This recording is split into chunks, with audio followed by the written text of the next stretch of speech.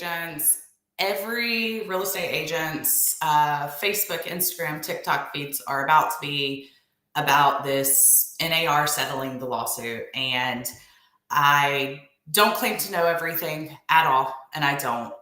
This was just released today, so obviously there's a ton that us agents do not know yet. But I am very certain in the coming days, in the coming months, we're going to hear a lot about it from our brokerage's leadership, from our MLSs that we're a part of, from agents. I mean, there's going to be a lot of opinions about this and a lot of snowball effects of what happens, what changes.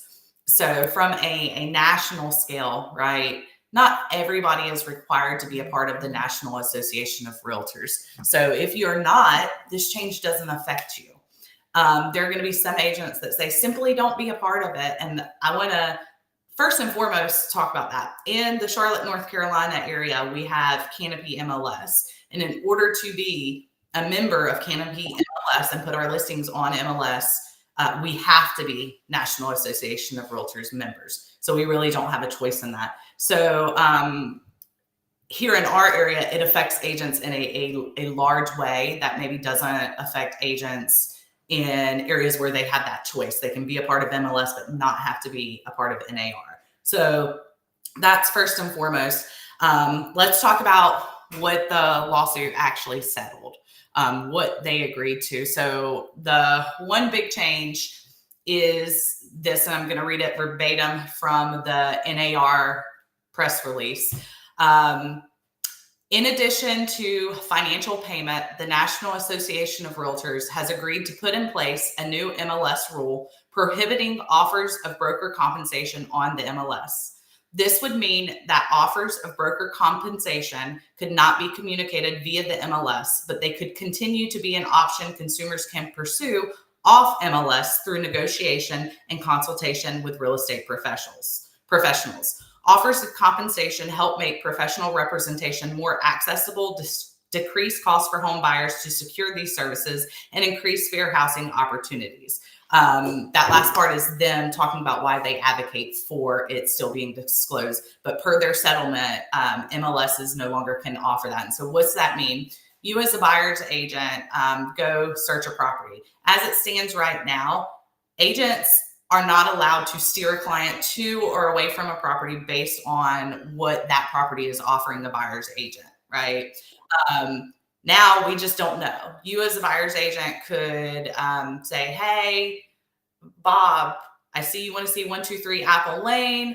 And the fear is that agent doesn't know if they're going to make money, how much they're going to make, if they're going to work for free or anything like that, right? And so the second part of this settlement is where I think NAR is trying to help that. It should be a practice as agents. We have all been practicing anyway, but the second part of that settlement was further, National Association of Realtors has agreed to enact a new rule that would require MLS participants working with buyers to enter into written agreements with their buyers.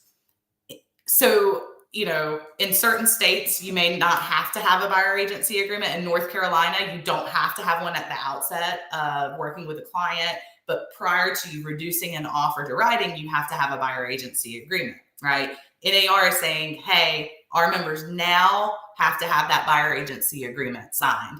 And the reason why is that's how you know you get paid. So I understand the frustration, especially from the agents that have preached all along, you can buy a house with me for free. That's never been the case. You've never worked for your buyers for free.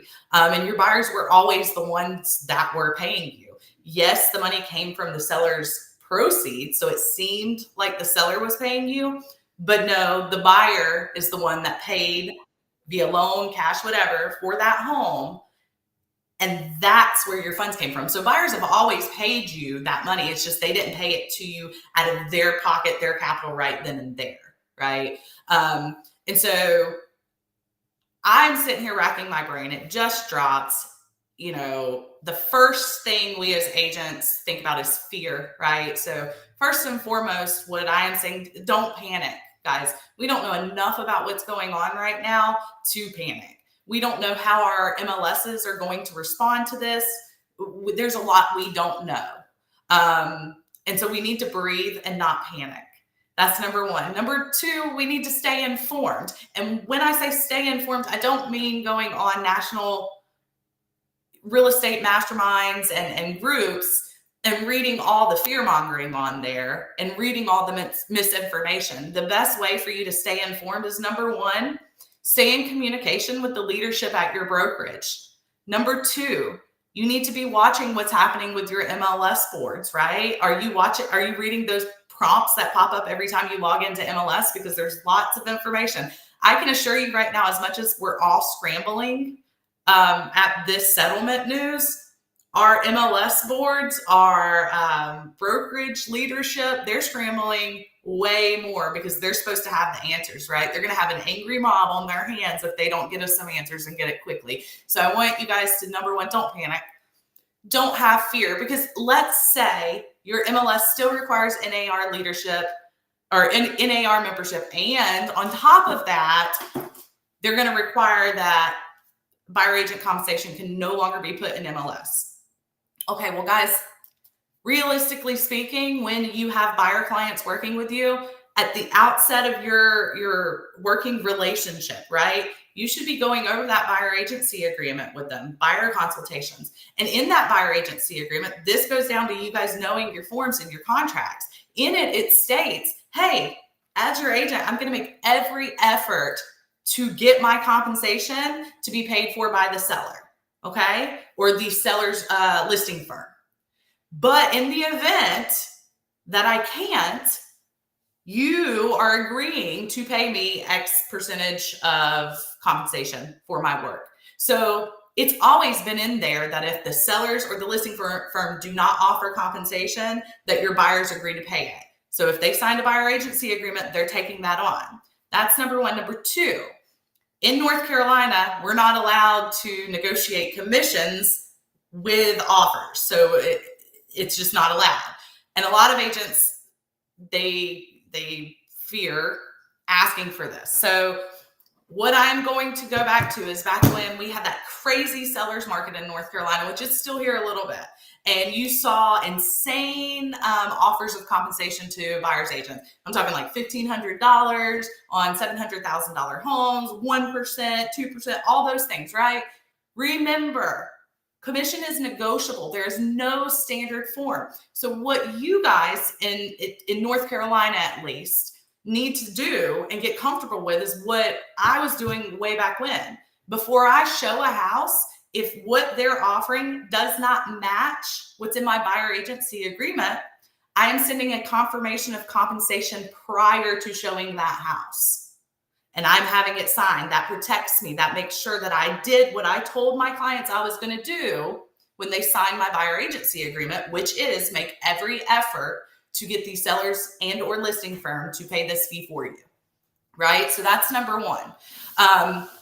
There are going to be some arguments about this, and I fully understand that this is going to have a negative impact on the housing market and on buyers, 100%, because here's what I foresee and what others foresee happening is we send that confirmation of compensation and the listing agent and the seller say, we're not offering anything. Well, someone that has scrimped and scrounged to save money for a down payment and closing costs obviously doesn't have your fee. So then we're hoping that, hey, maybe the house will appraise for more and we can offer more. And so then you're playing a very, you're not doing your fiduciary duty to your clients. You're supposed to put their interests ahead of your own. And at that point, that puts you in a very conflicting position. So that's one way. Another way that impacts it is if not as many buyers can obtain home ownership, you have less buyers in the market, which means the demand for the houses is less. And supply and demand tell us that if the demand's not there, the prices go down. So while sellers may be celebrating right now about this, keep in mind that the housing market's going to be affected, and all that beautiful equity that you've gotten in your home over the last several years might now go away. because, again, supply and demand. So, guys, that's one of the solutions, confirmation of compensation. Another solution is, unfortunately, offering lower than asking price, or offering asking price and asking for closing costs, right? In your buyer agency agreement, your fee is part of closing costs. So keep that in mind. This will present some issues with VA loans, though, because of the parameters behind that. So by NAR settling, they kind of threw our veterans under the bus. They threw our buyers agents under the bus, and effectively threw listing agents and the sellers under the bus. But I understand they did what they thought was best and they had to do. I don't think they agree with what they're doing either, just based off of that press release, which, if you haven't seen it, definitely go to NAR's website and check it out. Read it for yourself. So we're not going to fear. We're not going to panic. We're going to give our leadership, our MLS boards, all of those people time to come up with a plan, come up with a response, come up with some good training and knowledge for us as agents out there. This is a time right now, maybe, where you take a deep breath, look at your finances, get your house in order. One of a very respected agent that I know in a mastermind stated this: maybe get your finances in order. But I think that there is going to be huge backlash against what NAR settled today. That's just my thought process and what I think. I don't know. I've not been an agent for 30 years. I'm just coming up on 7 years. I understand that some of the agents that have done the ebb and flow with the real estate market and seen all the changes may not be fearful, but I also understand that some of our newer agents that work primarily with buyers probably are, and it's understandable. And so all I'm asking is you not let your fear control you. Do not let your fear control you. Take a deep breath and let's see what our leadership says. Right now is the time where our brokerages, our MLS boards, we pay dues, we pay fees, this is the time where they can really stand up for us and do something, I think. And let's just hope that they do. And if they don't, keep watch. There are going to be ways to still run your business, even if this is what we all think it is. I've never relied on what a listing agent or a seller is going to offer me. So I think I'm more calmer than most agents are. But again, I can, even though it's not directly impacting me in that way, I can see the way it will impact me in the future if we don't get some answers and get some answers quick. With that being said, I was speaking to all agents, but right now I want to speak to my EXP agents. Please trust and believe that our leadership is the best leadership there is, number one. Number two, please trust and believe that as I am on this live right now, they are all in meetings figuring out what to say, when to say it, how to say it, and how they're going to make sure that we are supported where we need to be. So have faith in that. You chose this brokerage for a reason. It's agent owned. It's run by agents. It's one of the only brokerages that was founded by an actual real estate agent. So we're in good shape there. The third thing I will say to my EXP family is we have massive amounts of talent, knowledge, you name it. We are positioned to handle this. Just like when COVID hit, we were the best positioned brokerage to handle COVID. We are the best positioned brokerage to handle this as well. So just have faith and keep watch on your workplace. I am sure leadership is going to be dropping things, addressing this soon. What we plan to do, keep watch on your MLS boards, all the things. And most importantly, guys, be positive. Okay. If you constantly are in a state of fear, something's going to go wrong, that energy you're putting out there, something is going to go wrong, right? It's going to happen. Law of attraction. But if you can put on positive energy, positive face, put positive thoughts out into the world, you are going to be 100% fine. When you have a positive attitude, your mind is clear and you can formulate plans. When you have a fearful attitude, your mind is boggled down with negativity, and all you can focus on is what's wrong in the world. So let's be positive, look to your leadership, and guys, just know we're going to be okay. We are going to be okay. Arguing on real estate boards is not going to do any good. It's national board. Get hyper local, right? Just like with politics and voting. Everybody wants to vote for the president, right? Well, how you make and affect real change is by being hyper local. Get hyper local. If you're not involved with what's locally happening in your area with your MLS and your state, all of that, now's the time to do that. Just keep watch. And guys, I'm here for you. If I can help in any way, if you have questions, if you have fears, if you need to vent, reach out to me, whether you're EXP, KW, Allen Tate, anywhere, because at the end of the day, we are all a family of agents together in the United States. We are all entrepreneurs. We all have that dream and started this for various reasons, but at the end of the day, for that dream of entrepreneurship, the American dream. And so don't be fearful. We are all a team. We're in this together. And I hope you guys have a great day. Please don't let this affect your weekend. And I'll talk to you soon. Alexis Hughes, Charlotte, North Carolina.